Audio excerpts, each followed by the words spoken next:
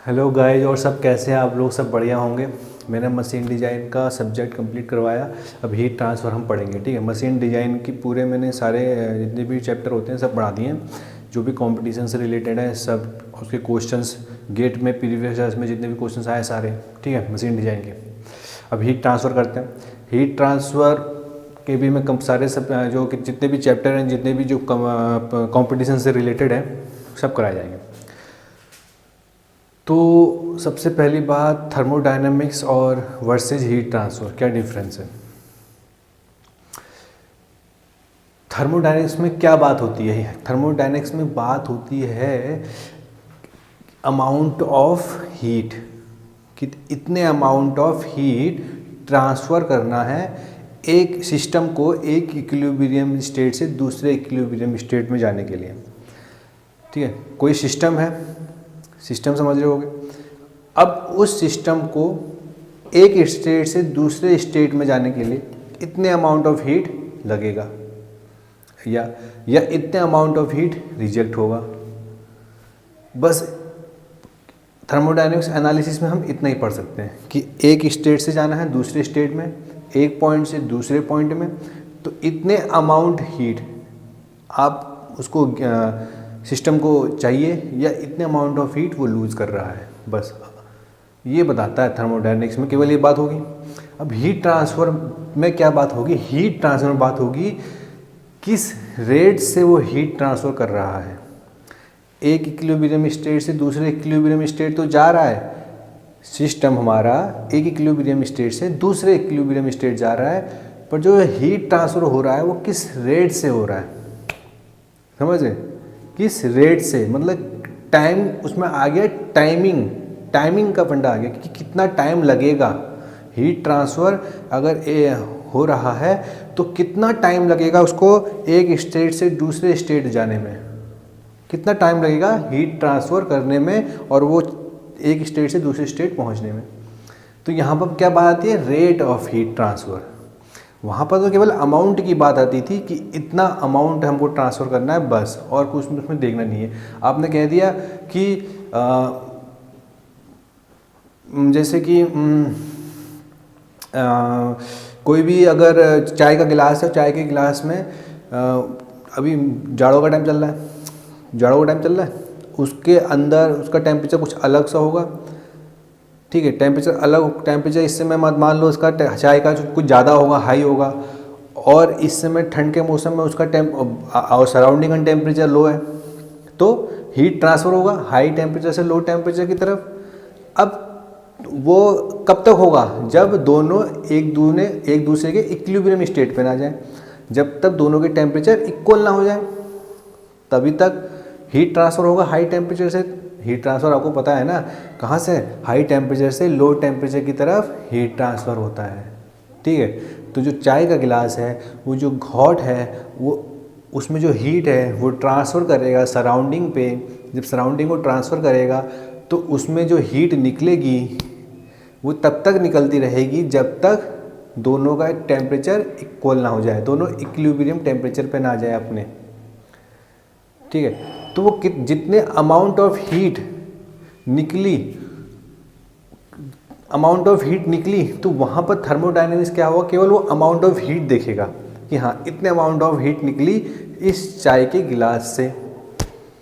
पर heat transfer क्या देखेगा? वो देखेगा कि किस रेट से निकली, कितना टाइम लगा, कि अगर किस रेट से हीट ट्रांसफ़र हुआ, कितना टाइम लगा उसको इक्विलिब्रियम स्टेट पहुंचने में, समझ गए? तो डिज़ाइन में जब डिज़ाइन करते हैं ना कुछ किसी भी चीज़ का चाहे आपका कोई भी हो जो जिससे हीट ट्रांसफ़र हो रहा है, मान लो कि गाड़ी का डिज़ाइन है जहाँ पर रेफ्रिजरेटर का डिज़ाइन हो गया, AC का डिज़ाइन, जितनी का सबका डिज़ाइन करते हैं तो वहाँ पर चेक किया जाता है कि किस रेट से हीट ट्रांसफ़र हो रहा है, उसी हिसाब से डिज़ाइन होता है। तो डिज़ाइन के पर्पज़ से हमको हीट ट्रांसफ़र की ज़रूरत पड़ती है।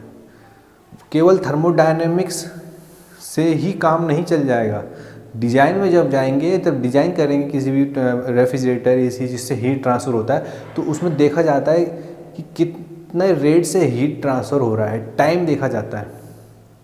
कितने रेट से कूल हो रहा है। जैसे कि अगर आपको जो आपका वो रेडिएटर है गाड़ी का रेडिएटर होता है भाई, वो हीट होता है वो, और उसको कूल भी करना होता है।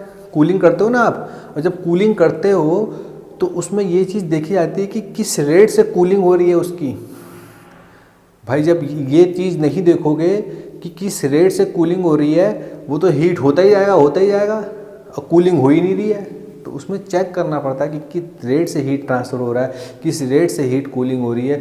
तब हमको डिज़ाइन के पर्पज़ से अगर आप देखोगे तो हीट ट्रांसफ़र की यूज़ पड़ती है। थर्मोडायनेमिक्स से केवल आपका नहीं हो पाएगा डिज़ाइन, केवल थर्मोडायनेमिक्स हाँ कि इतने अमाउंट है हीट ट्रांसफ़र, बस कितने रेट से हो रहा है, ठीक है। अब जो गाड़ी का रेडिएटर है वो तो खूब गर्म होता जा रहा है, गर्म हो गया, अब वो अब आपने डिज़ाइन उस हिसाब से किया ही नहीं कि उसको हीट रिलीज भी करनी है, कूल भी होना है।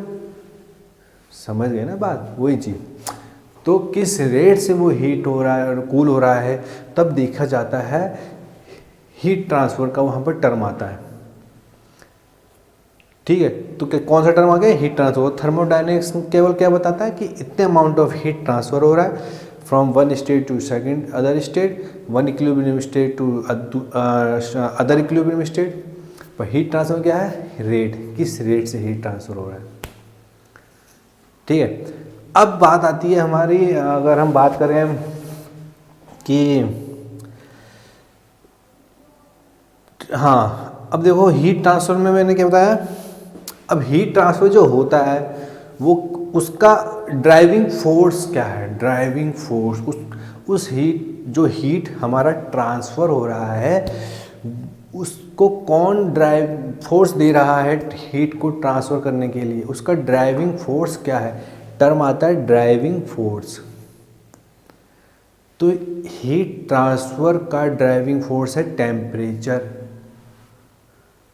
Temperature.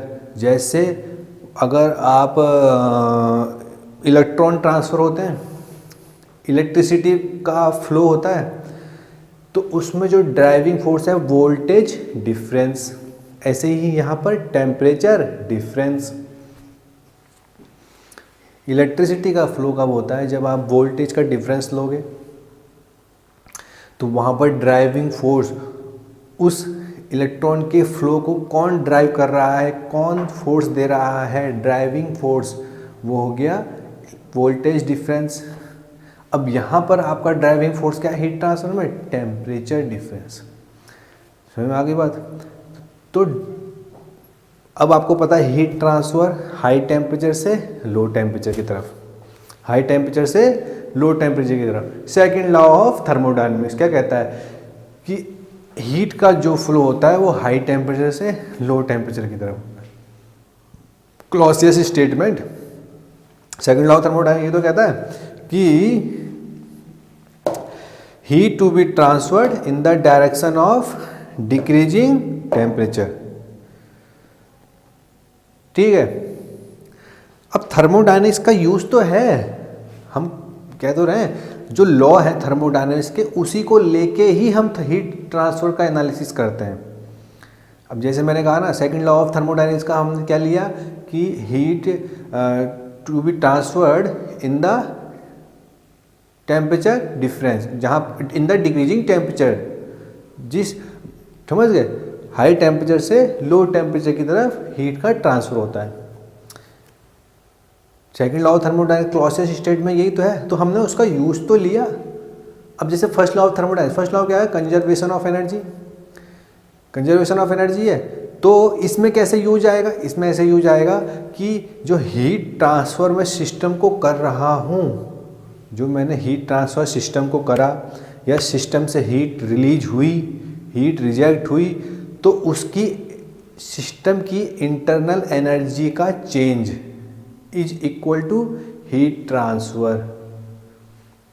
Second first law of thermodynamics conservation of energy, जो हीट ट्रांसफर सिस्टम को हुआ या सिस्टम से रिजेक्ट हुई हीट, तो जो सिस्टम है उसकी इंटरनल एनर्जी में चेंज आएगा, तो वो जो चेंज है वो किसके बराबर होगा, वो हीट ट्रांसफर के बराबर होगा। हमने थर्मोडायनेमिक्स के लॉ लिए, समझ गए? दोनों law, first law of thermodynamics conservation of energy, second law of thermodynamics, समझ गए? तो हीट ट्रांसफर रिलेटेड है, पर हमको डिजाइन केवल थर्मोडायनेमिक्स के लॉ से ही आप नहीं कर पाओगे। वहाँ जब आप बात करोगे रेट ऑफ हीट ट्रांसफ़र की, हीट ट्रांसफ़र का किस रेट से हीट ट्रांसफ़र हो रहा है, तब आप डिज़ाइन में यूज़ कर पाओगे, तब आपको पता चलेगा कि अच्छा ऐसे, तब आप डिज़ाइन कर पाएंगे। ठीक है, तो अब बात आती है, चलिए ये तो बात हो गई कि हमारा टेम्परेचर डिफरेंस और ड्राइविंग फोर्स क्या है। अब larger the temperature gradient higher the rate of heat transfer. जितना ज़्यादा टेम्परेचर ग्रेडियंट तो समझ ही रहे होगे, समझे? Temperature difference in the direction, जितना ज़्यादा होगा उतना ज़्यादा आपका क्या होगा, उतना ज़्यादा आपका heat transfer, rate of heat transfer उतना अधिक होगा। जितना ज़्यादा आपका टेम्परेचर डिफरेंस होगा उतना अधिक रेट ऑफ हीट ट्रांसफर होगा। तो सबसे बड़ी बात है कि मैकेनिज्म, कौन कौन से उसके हीट ट्रांसफ़र के मोड हैं, कौन कौन से हीट ट्रांसफ़र के मोड्स हैं जिनसे हीट ट्रांसफ़र होता है। हीट ट्रांसफ़र बेसिकली क्या होता है कि हायर टेम्परेचर से लोअर टेम्परेचर की तरफ हीट ट्रांसफ़र होता है, तो इसके भी मोड्स हैं, और यही सारे मोड्स पूरे हीट ट्रांसफ़र सब्जेक्ट है, यही सारे मोड्स चलते हैं। 3 मोड्स हैं, कंडक्शन, कन्वेक्शन, रेडिएशन। पूरा heat transfer conduction, convection, radiation ही है, और क्या है। तो क्योंकि हम जब हीट ट्रांसफ़र पढ़ रहे हैं तो ये जो तीनों मोड्स हैं, कौन कौन से, कंडक्शन से हीट ट्रांसफ़र होता है, कन्वेक्शन से हीट ट्रांसफ़र होता है, रेडिएशन से हीट ट्रांसफ़र होता है। फंडा एक ही है कि हाई टेम्परेचर से लो टेम्परेचर की तरफ होता है। अब कंडक्शन से कैसे होता है, कन्वेक्शन से हीट ट्रांसफ़र कैसे होता है, रेडिएशन से हीट ट्रांसफ़र कैसे होता है, ये सब चीज़ देखी जाएगी। पूरे जो कंप्लीट सब्जेक्ट है इन तीनों में ही घूमता रहता है। ठीक है, तो सबसे पहले हम पढ़ेंगे कंडक्शन। मैंने कहा ना होता, मैं समझ गए ना, तो कंडक्शन, कन्वेक्शन, रेडिएशन। चलिए स्टार्ट करते हैं कंडक्शन। सॉरी बंद हो गया था नेट। चलिए स्टार्ट करते हैं। तो कंडक्शन, कन्वेक्शन, रेडिएशन, जैसा मैंने कहा, तो कंडक्शन में क्या, हमारा फ्लो ऑफ हीट कराना है, हीट ट्रांसफ़र तो कराना है भाई हमको। अब कंडक्शन जो एक मैकेनिज्म है, कंडक्शन जो एक मोड है हीट ट्रांसफ़र का, है नी, हीट ट्रांसफ़र का तो मोड है कंडक्शन। तो उसके थ्रू कैसे हीट ट्रांसफ़र होगा, जैसे कंडक्शन है, हमने 3 मैकेनिज्म से पढ़ना है कि इस कंडक्शन मैकेनिज्म से ऐसे हीट ट्रांसफ़र होता है। तो कैसे होता है कंडक्शन मैकेनिज्म से हीट ट्रांसफ़र, तो हीट ट्रांसफ़र अगर हम देखें, जो हमारा सब्सटेंस है, कोई भी हमारा कोई सब्सटेंस है, कोई भी पार्ट है, उसके जो मॉलिक्यूल्स हैं, उसके जो पार्टिकल्स हैं, उनकी खुद की एनर्जी होती है। हर मॉलिक्यूल्स की खुद की कुछ ना कुछ एनर्जी होती है। ठीक है, अब वो एनर्जी क्यों होती है, ड्यू टू टेम्परेचर मतलब टेम्परेचर क्या मतलब कि टेम्परेचर वहीं से निकल के आता है, एनर्जी जो कुछ ना कुछ उनकी रहती है। ठीक है, तो वो जो एनर्जी, जैसे कोई पार्टिकल्स है उसकी हाई एनर्जी है, कोई दूसरा पार्टिकल उसकी लो एनर्जी है। ठीक है, तो क्या होता है, जब हायर एनर्जी वाला पार्टिकल लो एनर्जी वाले पार्टिकल से कांटेक्ट में आता है, जब वो इंटरेक्ट करता है, तो क्या होता है, तो वो अपना एनर्जी का एक्सचेंज करेगा। मान लो हीट का एक्सचेंज करेगा, हाई हीट वाला लो हीट के वाले के कांटेक्ट में आएगा, इंटरेक्ट करेगा, तो वो अपना जो हीट है वो एक्सचेंज करेगा। ऐसे ही ये वाला इसके साथ ऐसे करके एक्सचेंज होके हीट का फ्लो होता है। तो कंडक्शन में जो मैकेनिज्म है वो ऐसे होता है, हीट का फ्लो। ठीक है, अब वो काफ़ी हैं, जैसे अगर हम कंडक्शन की बात कर रहे हैं तो हमारे पास liquid, solid, liquid, gas 3 states हैं। ठीक है, मैटर हमारे कितने स्टेट्स होती हैं, सॉलिड, लिक्विड और गैस, और तीनों में कंडक्शन होता है क्योंकि तीनों में मॉलिक्यूल्स हैं। ठीक है, तीनों में पार्टिकल्स हैं, सॉलिड में भी मॉलिक्यूल्स होते हैं, लिक्विड में भी, गैस में भी। ठीक है, तीनों में कंडक्शन के थ्रू हीट ट्रांसफ़र होता है, कंडक्शन मैकेनिज्म के। अब भाई पर ये होता है कि अगर आप सॉलिड की बात करो तो उसमें ज़्यादा स्पीड से हीट ट्रांसफर होता है, लिक्विड में कम होता है, गैसेस में और उससे कम होता है नहीं, पर होता है सब में, क्योंकि मॉलिक्यूल सब में है, सबकी एनर्जी है, खुद की एनर्जी है, और इंटरेक्शन होता ही है दो मॉलिक्यूल्स के बीच में, और जब इंटरेक्शन होगा तो वो हाई हीट वाला जो मॉलिक्यूल है वो अपना एनर्जी एक्सचेंज करेगा, ऐसे करके, ठीक है। तो समझ गए, तो ऐसे करके फ्लो ऑफ हीट होता है। अब अगर हम जैसे तो कंडक्शन मैंने बात बता दी, तो ठीक है, ये अब हम जब देखते हैं तो साइंटिस्ट हुए फोरियर्स, तो उन्होंने अपना लॉ दिया, फोरियर्स लॉ ऑफ हीट कंडक्शन, ठीक है। यहाँ पर केवल हम, क्योंकि मैं बताया आपको, केवल बेसिक बता रहा हूँ। तो Fourier's law of heat conduction उन्होंने अपना लॉ दिया, उसमें क्या कहा उन्होंने, Q is equal to minus K A D T over D X, ये उन्होंने कहा Fourier's law of heat conduction, ठीक है। रेट ऑफ हीट ट्रांसफर हो रहा है। अब उन्होंने जब देखा, एक्सपेरिमेंटली देखा उन्होंने कि जो वो हीट का कंडक्शन हो रहा है वो डायरेक्टली प्रोपोर्शनल है किसके, जो आपका जिसके थ्रू, मतलब कोई भी मीडियम है उसका जो सरफेस एरिया है उस मीडियम का जो परपेंडिकुलर सरफेस एरिया है उसके थ्रू उसके प्रोपोर्शनल है। और टेम्परेचर डिफरेंस, ठीक है, जैसे एक वॉल, एक मतलब कि मैंने मान लिया कि ये क्या है, वॉल है, ठीक है, इसकी थिकनेस कितनी है, dx है, तो ds कितनी होगी, वॉल की थिकनेस। अब टेम्परेचर का डिफरेंस मतलब यहाँ पर हायर टेम्परेचर है, यहाँ पर लोअर टेम्परेचर है, ठीक है, इस साइड हायर टेम्परेचर, इस साइड लोअर टेम्परेचर। और एरिया क्या है, ये वाला इसका परपेंडिकुलर एरिया, ठीक है। तो इसके उन्होंने कहा जो टेम्परेचर ग्रेडियंट है इसके डायरेक्टली प्रोपोर्शनल है हीट कंडक्शन, एरिया की डायरेक्टली प्रोपोर्शनल है हीट कंडक्शन, ठीक है। और हमारा जो वॉल की थिकनेस है उसके इन्वर्सली प्रोपोर्शनल है, ठीक है। एक मिनट रुकना,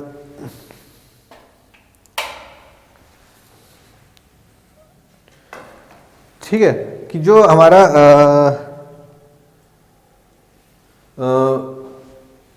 हीट का कंडक्शन है एरिया की प्रोपोर्शनल, टेम्परेचर ग्रेडियंट की डायरेक्टली प्रोपोर्शनल, और जो हमारी थिकनेस है उसके इन्वर्सली प्रोपोर्शनल, ठीक है। तो ये तो बात हो गई, तो डायरेक्टली प्रोपोर्शनल, ठीक है, ये जो के का टर्म आता है ये बाद में आता है, ये इसके डायरेक्टली प्रोपोर्शनल है, ओके। फिर उन्होंने क्या कहा कि ये वाला टर्म हटा के प्रोपोर्शनलिटी का उन्होंने एक कांस्टेंट दिया के,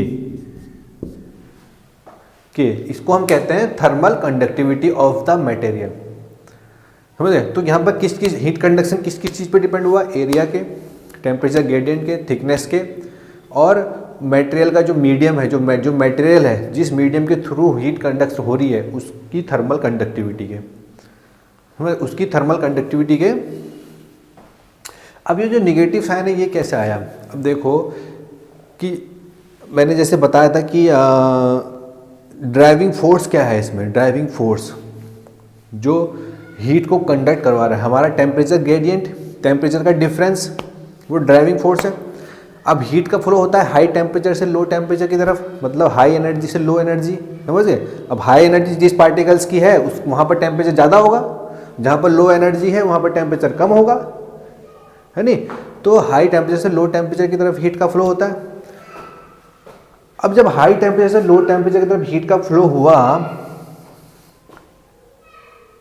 ठीक है, हाई टेम्परेचर लो टेम्परेचर की तरफ हीट का फ्लो हुआ, तो उसका जो टेम्परेचर डिफरेंस आएगा, अब टेम्परेचर डिफरेंस क्या होता है, फाइनल माइनस इनिशियल, तो निगेटिव आएगा, ठीक है। तो जो टेम्परेचर ग्रेडियंट है in the positive x direction, भाई यहाँ से इस डायरेक्शन में, अब एक्स की डायरेक्शन तो पॉजिटिव है, ठीक है, तो in the positive x direction जो टेम्परेचर डिफरेंस है वो नेगेटिव है। पर आपको पता है कि जो हीट ट्रांसफर है in the x positive x direction वो तो पॉजिटिव आएगा। हीट ट्रांसफर जो हो रहा है in the x direction, in the positive x direction is positive. तो निगेटिव साइन वही शो करता है, क्या शो करता है, निगेटिव साइन ये शो करता है कि जो हीट का जो ट्रांसफर हो रहा है वो in the positive x direction में हो रहा है, ठीक है।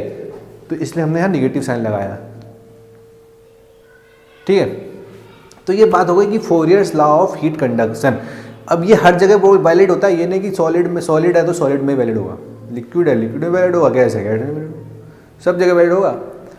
ठीक है, फोरियर्स लॉ ऑफ हीट कंडक्शन, उन्होंने ये नहीं कहा कि मैं केवल फोरियर्स लॉ ऑफ हीट कंडक्शन उन्होंने नाम दिया। ठीक है, तो अब यहाँ पर जो के टर्म आ गया, अब देखो के क्या हो गया, thermal conductivity of the material, thermal conductivity of the material. चलिए स्टार्ट करते हैं। सॉरी ठंड हो रही थी थोड़ा जैकेट पहन लिया। चलिए कंडक्शन, थर्मल कंडक्टिविटी के, ठीक है। अब थर्मल जो सारा डिपेंड करता है, देखो मैंने क्या कहा, हीट का जो कंडक्शन होगा वो किस पे डिपेंड करता है, directly proportional area, temperature gradient और वॉल की थिकनेस, ये सब चीज़ें हैं, थिकनेस। पर जो मटेरियल है, थर्मल कंडक्टिविटी के किसकी, मटेरियल की, के कौन सा मीडियम है, किस मीडियम के थ्रू हीट का कंडक्शन हो रहा है। ठीक है, ये देखना पड़ेगा। तो हमारे पास सॉलिड, लिक्विड, गैस, तीन मैटर, तीन स्टेट्स, सॉलिड, लिक्विड, गैस। अब बारी बारी से हम जब बात करेंगे तो थर्मल, वहाँ कहाँ पर डिफरेंस आएगा, डिफरेंस आएगा जब आप बात करोगे मीडियम की। मीडियम अगर सॉलिड है उसके लिए थर्मल कंडक्टिविटी अलग, गैस के लिए अलग, लिक्विड के लिए अलग, और जो डिफरेंट डिफरेंट मटेरियल है उनके लिए अलग। ठीक है, अब तो आप थर्मल कंडक्टिविटी की जब बात करते हैं तो अगर मैं कहूँ सॉलिड के बारे में, सॉलिड के बारे में कहूँ, हीट का कंडक्शन होना है सॉलिड में, तो आपको पता है कि हाई एनर्जी जो मॉलिक्यूल्स है वो अपना हीट जो एनर्जी है वो क्या होगा, एक्सचेंज करेगा लो एनर्जी वाले मॉलिक्यूल से। तो अगर सॉलिड में अगर हम बात करें तो सॉलिड के जो पार्टिकल्स हैं, सॉलिड के जो मॉलिक्यूल्स हैं बहुत नज़दीक नज़दीक रहते हैं, है नहीं, बहुत ही नज़दीक हैं, मतलब एक दूसरे से अटैच ही रहते हैं समझ लो। और दो तरीके से उसमें हीट का कंडक्शन होता है सॉलिड में। कैसे, एक तो दो जो पार्टिकल्स हैं, जो मॉलिक्यूल्स हैं, उनके बीच में जो इंटरेक्शन है, जो एक वो लैटिस बनाते हैं, लैटिस का नाम सुना होगा, जो एक अपना एरिया उनका है, एक लैटिस जिसे हम कहते हैं। ठीक है, एक तो वो चीज़, और दूसरा जो आपकी जो सॉलिड में क्योंकि फ्री इलेक्ट्रॉन्स भी मौजूद होते हैं, उनकी वजह से भी हीट का कंडक्शन होगा ड्यू टू फ्री इलेक्ट्रॉन्स। तो सॉलिड में दो तरीके से, लैटिस, अब लैटिस मतलब लैटिस वाइब्रेशन, जो दो मॉलिक्यूल्स हैं ना, जो एक जो लैटिस बनाते हैं, जो पार्ट मॉलिक्यूल्स हैं, अब क्योंकि वो दूसरे से कनेक्ट रहते हैं ना ऐसे इंटरमोलिकुलर फोर्स से, तो उसमें जो वाइब्रेशन की वजह से वाइब्रेशन होगा तो वह हीट का ट्रांसफ़र होगा, और दूसरा फ्री इलेक्ट्रॉन्स की वजह से। तो सॉलिड में दो तरीके से, लैटिस वाइब्रेशन और फ्लो ऑफ फ्री इलेक्ट्रॉन्स। जो फ्री इलेक्ट्रॉन्स होते हैं सॉलिड मटेरियल में, उनका फ्लो, तो दो तरह से होगा हीट का कंडक्शन सॉलिड में। ठीक है, अब सॉलिड में भी देखो मैंने यहाँ पर क्या लिखा हुआ है, अगर मैं सॉलिड में बात करूँ तो सॉलिड में क्या आएगा, ये तो गैस हो गया, इंसुलेटर हो गया, लिक्विड हो गया, non metallic solid. Non metallic solid में मैंने क्या कहा, दो तरीके से हीट का फ्लो होगा सॉलिड में, या तो लैटिस वाइब्रेशन की वजह से होगा, या आपका फ्री इलेक्ट्रॉन्स की वजह से होगा, या दोनों की वजह से होगा। तो अगर आप नॉन मेटेलिक सॉलिड में बात करोगे, नॉन मेटेलिक सॉलिड, तो इसमें क्या होता है कि जो लैटिस का अरेंजमेंट होता है वो रैंडम होता है, मतलब कि रेगुलर पैटर्न में नहीं होता। जो मॉलिक्यूल्स का अरेंजमेंट होता है वो पैटर्न में नहीं होता, रैंडमली कहीं भी मॉलिक्यूल्स होते हैं, तो उसकी वजह से हीट का जो कंडक्शन होता है वो कम हो जाता है। अगर रेगुलर पैटर्न में हो ना, जैसे पैटर्न में होते हैं, एक यहाँ पर एक यहाँ पर, ऐसे ऐसे पैटर्न में एक पैटर्न बना हुआ है, तो उसमें हीट का कंडक्शन बहुत फ्लो होगा, और उसका हीट का कंडक्शन होने का कारण उसमें लैटिस का वाइब्रेशन है नहीं। अगर रैंडम में है तब वाइब्रेशन से नहीं हो पाता, तो उस केस में फ्री इलेक्ट्रॉन्स, तो फ्री इलेक्ट्रॉन्स अगर जैसे ये नॉन मेटेलिक है तो फ्री इलेक्ट्रॉन्स भी कम होंगे, तो उसकी वजह से इसमें दोनों का अरेंजमेंट रहता है, थोड़ा लैटिस वाइब्रेशन की वजह से भी रहता है, थोड़ा फ्री इलेक्ट्रॉन्स की वजह से भी रहता है। तो उस केस में ही जो थर्मल कंडक्टिविटी है वो बहुत कम होती है अगर और सॉलिड वाले मटेरियल से कंपेयर करें। देख लो, नॉन मेटेलिक सॉलिड में ऑक्साइड्स आ गए, रॉक आ गया, फूड आ गया, रबर आ गया, ठीक है, और आपका ग्लास आ गया, समझे, ग्लास आ गया। तो नॉन मेटल, और देखो, और यहाँ पर मेटल है, सबसे कम किस में है, नॉन मेटेलिक सॉलिड में थर्मल कंडक्टिविटी। देख लो थर्मल कंडक्टिविटी कितनी है, 10 के आसपास है। ये थर्मल कंडक्टिविटी हो गई ठीक है, थर्मल कंडक्टिविटी 10 के आसपास है, किसमें? नॉन मेटेलिक सॉलिड में। ठीक है, अब यहां पर देखो इंसुलेटर भी है, इंसुलेटर भी टाइप का सॉलिड हो गया, पर उसमें क्या होता है, इंसुलेटर में जो पार्टिकल्स होते हैं उनके बीच में एयर गैप भी बहुत होता है, जो एयर का गैप होता है। अब देखा होगा आपने फाइबर आपने देखा होगा, उसमें एयर का गैप भी रहता है, उसके जो पार्टिकल्स हैं उनके बीच में एयर प्रेजेंट रहती है। ठीक है, एयर जो प्रेजेंट रहती है उनके वॉइड में, तो उसकी फॉर्म्स में भी उनके जो मॉलिक्यूल्स हैं, पार्टिकल्स हैं सॉलिड के, उसके बीच में एयर प्रेजेंट रहती है, गैप रहता है, तो उसकी वजह से इनका लिक्विड से भी कम हो जाता है, इंसुलेटर का जो लिक्विड है उनसे भी इंसुलेटर का कम हो जाता है। फाइबर हो गया, वुड हो गया, इन सब के बीच में क्योंकि गैप रहता है, एयर प्रेजेंट रहती है। ठीक है, एयर जब प्रेजेंट रहती है तो किसका मिक्सचर हो गया? गैस का, एयर और लिक्विड का मिक्सचर हो गया, तो उसकी वजह से इनकी जो थर्मल कंडक्टिविटी है इंसुलेटर की, वो लिक्विड से भी कम हो जाती है। ठीक है, तो नॉन मेटेलिक सॉलिड में सबसे कम। अब उसके बाद हो गए मेटल एलॉयज।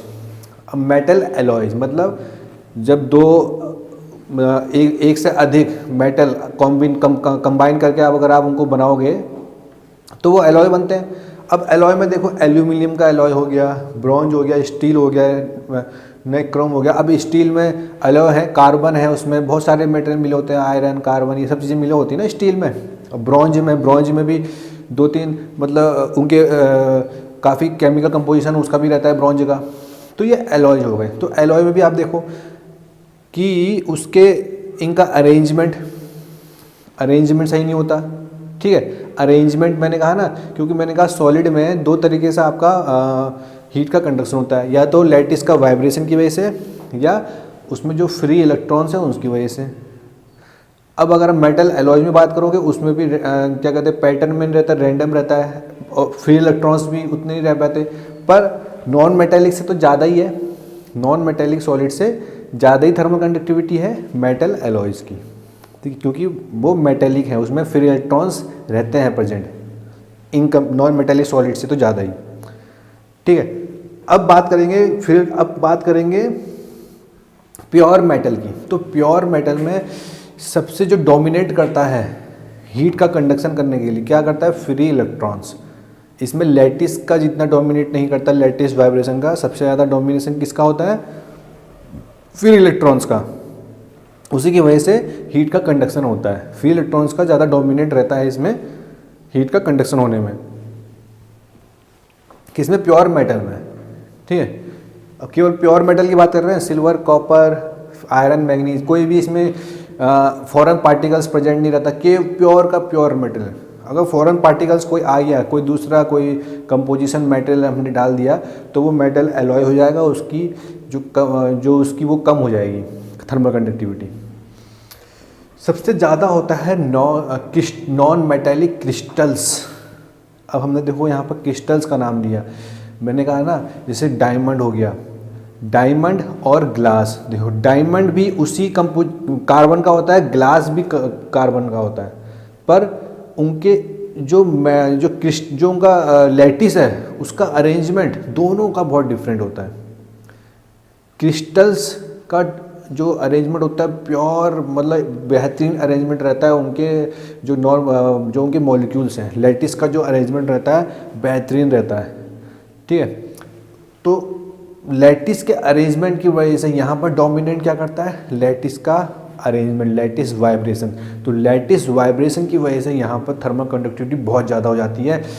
अगर हम प्योर मेटल की भी बात करेंगे, अब देखो नॉन मेटेलिक है, डायमंड में क्या है? कार्बन, नॉन मेटेलिक, पर तब भी, और नॉन मेटेलिक है, और यहाँ पर नॉन मेटेलिक सॉलिड था, वहाँ नॉन मेटेलिक क्रिस्टल है, दो नॉन मेटेलिक दोनों हैं, पर क्या डिफरेंस आ गया? अरेंजमेंट का, लैटिस का अरेंजमेंट जो रहता है, लैटिस का जो उनका जो वाइब्रेशन है, लैटिस का जो अरेंजमेंट है, मॉलिक्यूल्स का जो अरेंजमेंट है उनका।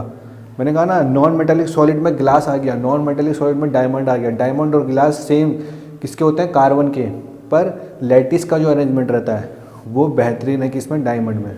तभी तो उसमें सबसे ज़्यादा थर्मल थर्मल करती है 2300। देखो डायमंड की जो थर्मल कंडक्टिविटी है 2300, अब सिल्वर कॉपर देखो, सिल्वर कॉपर क्या है, pure metal, silver copper gold, aluminium iron, तो ये प्योर मेटल है। ये क्या है, crystal, non metallic crystal. Diamond क्या है, non metallic crystal. Silver copper gold aluminium iron क्या है, प्योर मेटल, ठीक है।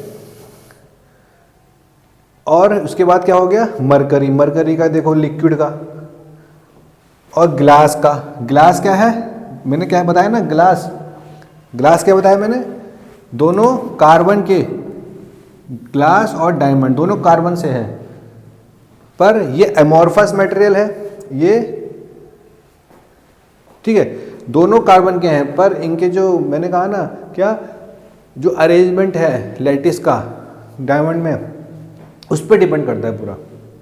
ग्लास इज एमॉर्फस मटेरियल, ठीक है, तो इसलिए उसकी वो कितनी थर्मल कंडक्टिविटी 0.78, ठीक है। अब आ गया ब्रिक, जो ईट होती है, water 0.613, human skin, would, helium, gas का देखो ये रहा, ठीक है, गैस में सबसे ज़्यादा हाइड्रोजन का, फिर हीलियम, एयर सबसे नीचे, इंसुलेटर में फाइबर का सबसे ज़्यादा, लिक्विड में मरकरी का सबसे ज़्यादा होता है, 8.54 के करीब होता है थर्मल कंडक्टिविटी लिक्विड में। नॉन मेटेलिक सॉलिड में ऑक्साइड का सबसे ज़्यादा होता है, ठीक है, इंसुलेटर में फाइबर का सबसे ज़्यादा होता है, गैसेज में हाइड्रोजन का, ठीक है। तो ये तो बात हो गई किसकी, मैंने कहा क्या बताया कि सॉलिड की अगर मैं बात करूं तो सॉलिड में किसकी वजह से होता है हीट का कंडक्शन, दो चीज़ें हैं, नॉन मेटेलिक लैटिस का वाइब्रेशन और motion of the free electron, जो फ्री इलेक्ट्रॉन्स होते हैं आपके सॉलिड्स में, उसका जो फ्लो होता है उसकी वजह से, ठीक है।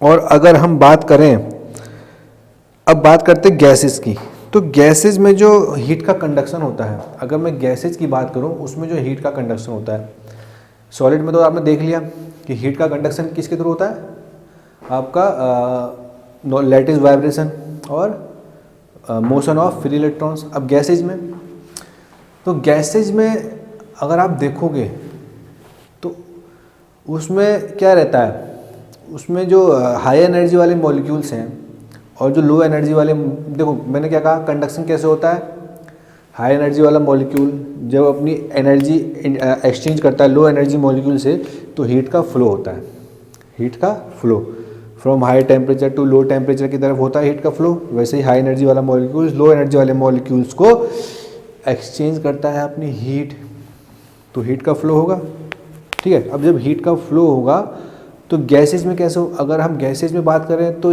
कैसे होगा,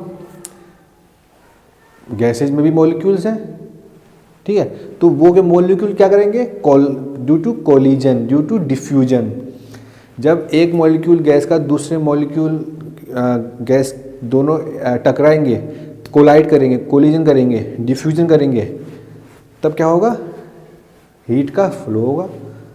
फंडा वही है ना कि हीट का फ्लो कैसे करना है। अब गैसेज में मॉलिक्यूल्स कौन से हैं, जो गैस मॉलिक्यूल्स होते हैं, तो वो अब आपको पता है गैस, अब सॉलिड में क्या होता है, सॉलिड में जो मॉलिक्यूल्स हैं वो तो क्या मोशन करते नहीं है, मोशन नहीं करते ना, उसमें तो केवल वाइब्रेशन होता है। जो दो मॉलिक्यूल्स थे उसमें ऐसे ऐसे वाइब्रेट कर रहे थे, क्योंकि भाई वो मोशन तो कर नहीं पाएंगे तो वाइब्रेट ही कर पाएंगे ऐसे। तो अब वो हाई एनर्जी वाला मॉलिक्यूल दूसरी एनर्जी वाले मॉलिक्यूल को जब हीट ट्रांसफ़र करेगा, एनर्जी ट्रांसफ़र करेगा, तो वाइब्रेशन के थ्रू करेगा ना, है नहीं, और जब या उसमें कोई फ्री इलेक्ट्रॉन्स हैं तो वो फ्लो होगा ऐसे, फ्री इलेक्ट्रॉन्स, समझ गए। अब गैसेज में क्या है, गैसेज में जो मॉलिक्यूल्स हैं वो क्या करेंगे, अपने बाजू वाले मॉलिक्यूल को एनर्जी देंगे और ऐसे करके हीट का फ्लो होगा। तो due to collision and diffusion, दो तरीके से, समझ गए, कोलिजन ऑफ मॉलिक्यूल्स। पर जब हम क्योंकि उसमें देखते हैं माइक्रोस्कोपिकली, मतलब कि हम अब जैसे हम आपको यहाँ पर तो अगर आप अपने नेक्ड आई से देखोगे, कोई दिख रहा है गैस आपके आजू बाजू है, कोई दिख रहा है एक दूसरे से टकराते हुए, आप देख पा रहे हो कि हाँ यार ये गैस का ये वाला मॉलिक्यूल इस मॉलिक्यूल वाले से ट्रांसफ़र करके हीट का ट्रांसफ़र कर रहा है, देख पा रहे हो, नहीं देख पा रहे हो ना। तो माइक्रोस्कोपिकली मतलब माइक्रोस्कोप से देखने पर दिखता है वो, ऐसे नहीं दिखेगा। माइक्रोस्कोप आपको पता है, उसको उस माइक्रोस्कोप से देखने पर गैस के किसी भी गैस को उसमें तब दिखेगा कि अच्छा ऐसे करके कंडक्शन हो रहा है। तो कोलिजन ऑफ द मॉलिक्यूल्स कैसा होता है, माइक्रोस्कोपिकली जब हम उसको देखते हैं होता है कंडक्शन, माइक्रोस्कोपिकली होता है, ठीक है। माइक्रोस्कोपिकली अगर हम जाएंगे तो वहाँ पर कंडक्शन होता है, ठीक है। अब ऐसे आप नेक डाई से देख नहीं पा रहे हो ना कि हाँ ऐसे करके हो रहा है कोलिजन, नहीं देख पा रहे हो ना, माइक्रोस्कोप भी देखना पड़ेगा। तो गैसेज में ऐसे होता है। तो इसको कैसे हम करें, मतलब जैसे मैंने बताया कि सॉलिड में मैंने बता दिया कि लैटिस वाइब्रेशन और आपका फ्री इलेक्ट्रॉन्स का ट्रांसफ़र ऐसे करके। तो गैसेज में कौन सी थ्योरी आती है जो इसको डिफाइन करती है? प्रैक्टिकली करेंगे, देख लेंगे कौन सी थ्योरी इसको डिफाइन करती है। तो आती है काइनेटिक थ्योरी ऑफ गैसेज, ठीक है, काइनेटिक थ्योरी ऑफ गैसेज। तो काइनेटिक थ्योरी ऑफ गैसेज में बताता है कि जो थर्मल कंडक्टिविटी होती है, काइनेटिक थ्योरी ऑफ गैसेज क्या बताता है कि जो थर्मल कंडक्टिविटी होती है ना, वो डायरेक्टली प्रोपोर्शनल होती है कि directly proportional to square root of absolute temperature of the जो मटेरियल है उसके square root of absolute temperature के। Thermal conductivity directly proportional to square root of the absolute temperature. Absolute temperature समझ रहे हो ना, एब्सोल्यूट टेम्परेचर कह रहा हूँ मैं, मतलब केल्विन में, square root of the absolute temperature thermal conductivity. इसका मतलब क्या हुआ कि जितने ज़्यादा टेम्परेचर उसकी उतनी ज़्यादा थर्मल कंडक्टिविटी। और क्या होती है कि जो थर्मल कंडक्टिविटी होती है वो inversely proportional to square root of molar mass of the gas. Molar mass, जैसे हीलियम का मोलर मास कुछ अलग है, हीलियम का मोलर मास 4 मान लो, 2, ठीक है 2 मान लो, हाइड्रोजन का 4 मान लो, ठीक है। तो ऐसे करके जो मोलर मास होता है किसका, molar mass of the gases, तो इन्वर्सली प्रोपोर्शनल होती है थर्मल कंडक्टिविटी। तो मैंने क्या बताया कि गैसेस के केस में जो thermal kinetic theory of gas क्या बताती है कि जो थर्मल कंडक्टिविटी होती है वो डायरेक्टली प्रोपोर्शनल होती है square root of the absolute temperature of the gas, और इन्वर्सली प्रोपोर्शनल होती है square root of the molar mass of the gases, ठीक है। तो जिसका मोलर मास ज़्यादा उसकी थर्मल कंडक्टिविटी कम, जिसका मोलिकुलर, अब देखो यहाँ पर देखो, जिसका मोलर मास कम उसकी थर्मल कंडक्टिविटी ज़्यादा, इसका मोलर मास ज़्यादा उसकी थर्मल कंडक्टिविटी कम। अगर मैं देखूँ हाइड्रोजन, पहले क्या था हाइड्रोजन अगर हीलियम और हाइड्रोजन में देखें तो किसकी, हीलियम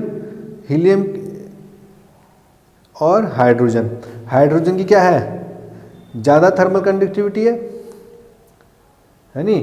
हाइड्रोजन कितना होता है 1 होता है ना, हीलियम कितना होता है 2।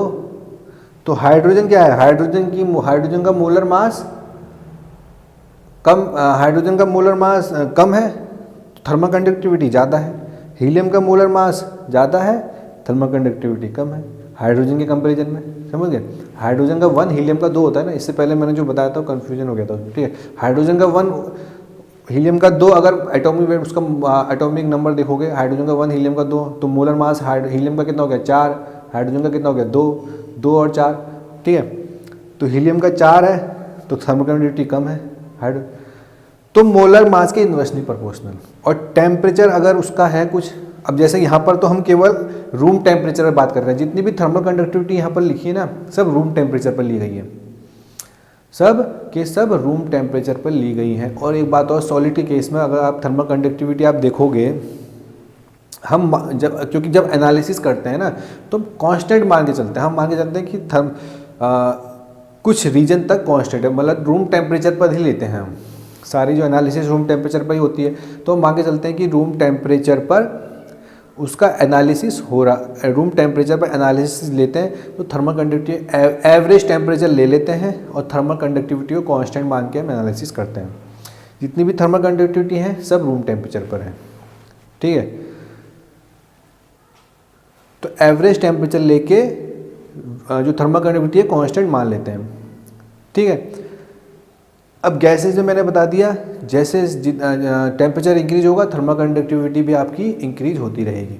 टेम्परेचर इंक्रीज होता रहेगा, थर्मल कंडक्टिविटी इंक्रीज होती रहेगी गैसेज में, ठीक है। और ये तो टेम्परेचर की बात हो गई। और ये बात ध्यान लिख लो कि thermal conductivity independent of pressure, pressure पर डिपेंड नहीं करती, इंडिपेंडेंट ऑफ प्रेशर। सारी जितने भी थर्मल कंडक्टिविटी हैं 1 एटमॉस्फेरिक प्रेशर पर निकाली गई हैं, पर प्रेशर पर डिपेंड नहीं करती थर्मल कंडक्टिविटी, ठीक है। Independent of pressure, solid liquid gas तीनों केसेस में।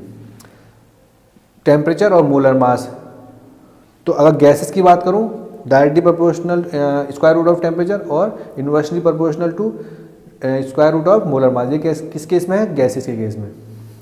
और सॉलिड के केस में टेम्परेचर के अगर देखोगे तो उसमें ऑलमोस्ट कांस्टेंट रहता है, थोड़ा थोड़ा डिक्रीज होता रहता है, डिक्रीज होता है। अगर आप टेम्परेचर इंक्रीज करोगे तो जो थर्मल कंडक्टिविटी है वो डिक्रीज होती रहती है, पर बहुत कम मार्जिन रहता है, तो आप उसको कांस्टेंट मान सकते हो। तो ये गैसेस की बात हो गई, ठीक है, क्या है नहीं। तो क्या किसने कहा? Kinetic theory of gases. और अगर हम बात करें लिक्विड की, ठीक है, लिक्विड की बात करें तो thermal conductivity in case of, अगर लिक्विड की अगर आप बात करोगे, डायरेक्टली प्रोपोर्शनल लिक्विड की अगर आप बात करोगे तो ये तो गैसेस का हो गया। तो अगर मैं लिक्विड की बात करूं, thermal conductivity inversely proportional to temperature और इन्वर्सली प्रोपोर्शनल टू ही मास होती है। मतलब कि टेम्परेचर इंक्रीज करोगे थर्मल कंडक्टिविटी डिक्रीज होगी लिक्विड के केस में, और मोलर मास इंक्रीज जैसे जैसे इंक्रीज होगा वैसे वैसे थर्मल कंडक्टिविटी भी डिक्रीज होगी, ठीक है। गैसेस के केस में डायरेक्टली प्रोपोर्शनल होता है टेम्परेचर के, पर लिक्विड के केस में इन्वर्सली प्रोपोर्शनल है। टेम्परेचर इंक्रीज होगा थर्मल कंडक्टिविटी डिक्रीज होगी, मोलर मास इंक्रीज होगा थर्मल कंडक्टिविटी डिक्रीज होगी। कैसे? देखो, अगर लिक्विड को यहाँ पर है, एक एक्सेप्शन है, कौन सा? वाटर का। वाटर इज ए एक्सेप्शन, कि इस केस में, वाटर के केस में क्या होता है, टेम्परेचर इंक्रीज करने पर थर्मल कंडक्टिविटी इंक्रीज होती है, फिर एक निश्चित टेम्परेचर आने पर डिक्रीज होने लग जाती है। वाटर एक्सेप्शन है, वरना सब केस में थर्मल कंडक्टिविटी डिक्रीज होती है, ठीक है। वाटर आप एक्सेप्शन ले लो, ठीक है। और कोई वाटर हो गया,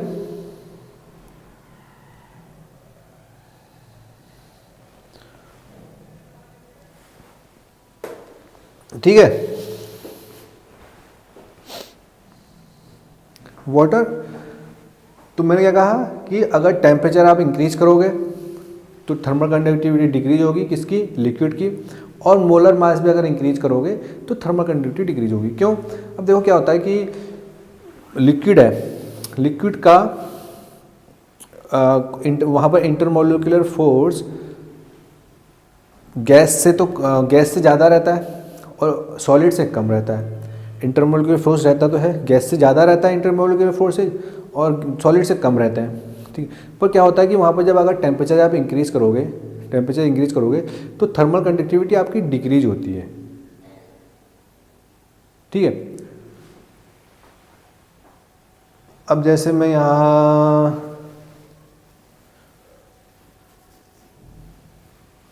चलो अब ये तो बात हो गई।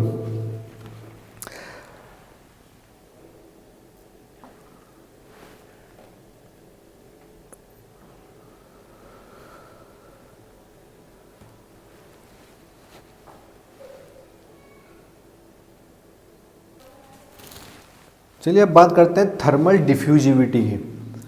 थर्मल डिफ्यूजिविटी क्या होता है? अल्फा से डिनोट करते हैं थर्मल डिफ्यूजिविटी को, KY ρCp। क्या यूनिट होगी? मीटर स्क्वायर पर सेकेंड, ठीक है। अब यहाँ पर आप देखो के तो आपको नोन है कि थर्मल कंडक्टिविटी है। रो सीपी क्या है? रो सीपी क्या है? रो सीपी क्या है? Heat capacity. क्या है? Heat capacity.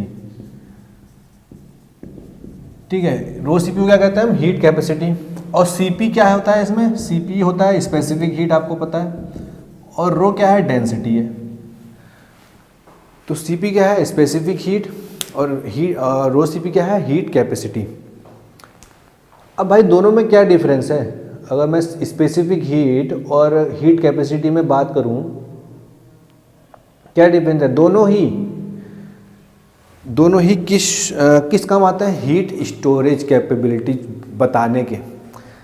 Heat storage capability of a material. Specific heat भी वही चीज़ बताता है कि कितना हीट स्टोर कर लेगा मटेरियल, कितनी कैपेबिलिटी है। और हीट कैपेसिटी भी वही चीज़ बताता है कि heat storage capability.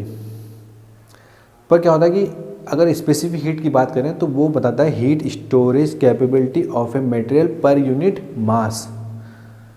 Heat capacity क्या बताता है? Heat storage capability of a material पर यूनिट वॉल्यूम। ये है per unit mass. Heat specific heat बताता है कि मैंने इतना हीट स्टोर करने का कैपेसिटी है मेरा पर यूनिट मास। और हीट कैपेसिटी बताता है कि मैं इतनी हीट स्टोर कर सकता हूँ, कैपेबिलिटी है मेरी पर यूनिट वॉल्यूम। ये मेन डिफरेंस। तो जो थर्मल डिफ्यूजिविटी है वो क्या है? K divide by rho C P. अब के क्या होता है? थर्मल कंडक्टिविटी क्या होती है? थर्मल कंडक्टिविटी होती है ability of the material to conduct heat.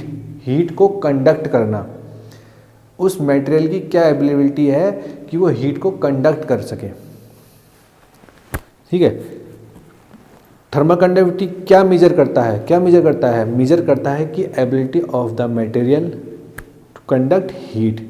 Heat को कितने तेज़ी से वो कंडक्ट करा सकता है। जैसे अगर मैं डायमंड की बात करूँ तो उसकी तेज जो है मतलब कि बहुत ज़्यादा है, बहुत हाई स्पीड से वो हीट को कंडक्ट कर सकता है। और हम अगर मैं इसकी बात करूँ ग्लास की, उसकी 0.6 है, वो कह रहे हैं उसकी कम है कंपैरिजन में, तो उसकी बहुत कम है हीट को कंडक्ट करने की कैपेसिटी। ठीक है, तो थर्मल कंडक्टिविटी ये बताता है। और हीट कैपेसिटी क्या बताता है? हीट कैपेसिटी बताता है कि मैं हीट को कितना स्टोर कर सकता हूँ पर यूनिट वॉल्यूम। इतना हीट स्टोर की कैपेबिलिटी है मेरी पर यूनिट वॉल्यूम। तो थर्मल डिफ्यूजिविटी क्या कहा? फिर थर्मल डिफ्यूजिविटी क्या कहा? थर्मल डिफ्यूजिविटी ये कहा कि अगर किसी की थर्मल डिफ्यूजिविटी ज़्यादा है तो इसका मतलब क्या हुआ कि उसकी थर्मल कंडक्टिविटी ज़्यादा है, वो हीट स्टोर नहीं कर पा रहा है जितनी उसकी थर्मल कंडक्टिविटी है। यही तो है थर्मल डिफ्यूजिविटी मतलब क्या? के वाई रो सी पी। अगर ज़्यादा थर्मल डिफ्यूजिविटी है मतलब कि उसकी थर्मल कंडक्टिविटी ज़्यादा है इन कंपेरिजन टू हीट को स्टोर करने की कैपेबिलिटी के कंपेरिजन करेंगे तो। समझ गए? उसने दो अलग अलग मतलब एक टर्म उसने थर्मल डिफ्यूजिविटी दे दिया ताकि आप उस मटेरियल की हीट स्टोर कैपेबिलिटी और उस मटेरियल की हीट कंडक्शन की जो एबिलिटी है उसको कंपेयर कर सके। अगर आपसे कहा किसी ने कि इसकी थर्मल अगर मैं कहूँ, जैसे कि मैं एग्जांपल ले रहा हूँ, मैं सिल्वर का एग्जांपल ले रहा हूँ।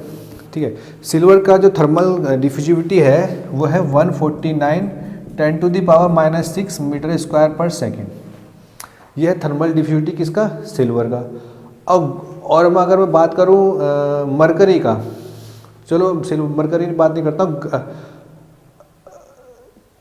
बात करता हूँ ग्लास की बात करता हूँ। तो जो ग्लास है उसकी थर्मल 0.34 इंटू 10⁻⁻⁶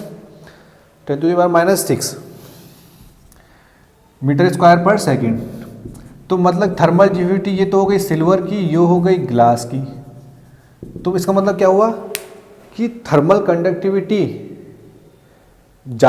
इनका उसकी हीट स्टोरेज कैपेबिलिटी से ज़्यादा है और इसकी जो हीट स्टोरिंग कैपेसिटी है ग्लास की, वो अगर हम बात करें थर्मल कंडक्टिविटी से तो वो ज़्यादा होगी हीट स्टोर करने की, तभी तो कम आया है नहीं। तो एक तरह से बताता है कि हाँ इसकी थर्मल ड्यूरेबिलिटी अच्छा है, ये ज़्यादा अच्छे से हीट को कंडक्ट करेगा, ना कि स्टोर करेगा। और जिसको अगर स्टोर करना है तो वो ऐसे करे, समझ गए।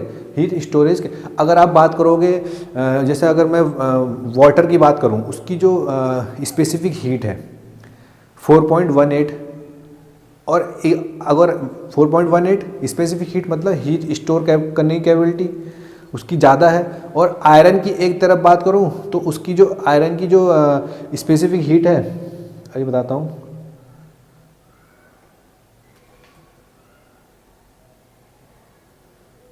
आयरन की जो स्पेसिफिक हीट है वो है 0.45, ठीक है। तो स्पेसिफिक हीट का मतलब कि उसने जो हीट का जो उसकी हीट स्टोर करने की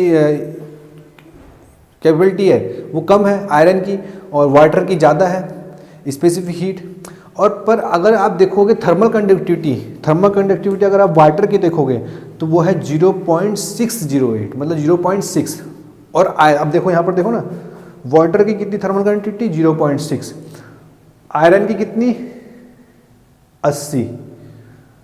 थर्मल कंडक्टिविटी आयरन की ज़्यादा है, वाटर की बहुत कम है। पर वाटर की स्पेसिफिक हीट 4.18 किलो जूल पर केजी केल्विन, और आयरन की स्पेसिफिक हीट 0.45 किलो जूल पर केजी केल्विन। तो इसका मतलब क्या हुआ, जिसकी स्पेसिफिक हीट ज़्यादा उसकी थर्मल कंडक्टिविटी कम, वो हो गई। क्यों? क्योंकि भाई वो स्टोर करने की कैपेबिलिटी रखता है, वो कंडक्ट करने की कैपेबिलिटी नहीं रखता हीट को। अब आयरन कंडक्ट करने की कैपेबिलिटी रखता है, स्टोर करने की नहीं रखता, तो एक दूसरे के उल्टे रहेंगे। तो थर्मल डिफ्यूजिविटी वही चीज़ हमको बताता है, ठीक है।